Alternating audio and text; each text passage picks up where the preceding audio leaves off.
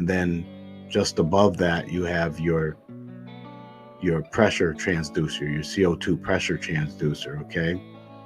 And then your regulated CO2 transducer is right here. And then this is showing you your pressure regulator adjusting knob.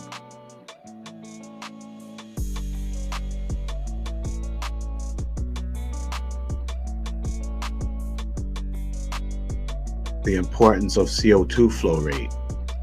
The importance of CO2 flow rate are: high incoming CO2 can cause damage to the water pump, creates different profiles of frozen product, prevents drink quality issues based on solution and CO2 ratio.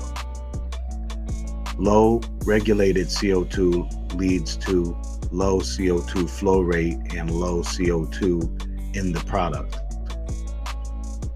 High regulated CO2 leads to high CO2 flow rate and high CO2 in the product. Troubleshooting solenoids.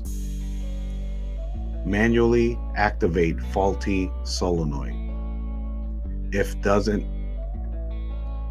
it doesn't properly actuate, disconnect the solenoid. You can see this full version of the video on our members sign up page on our website listed above. Thank you for watching.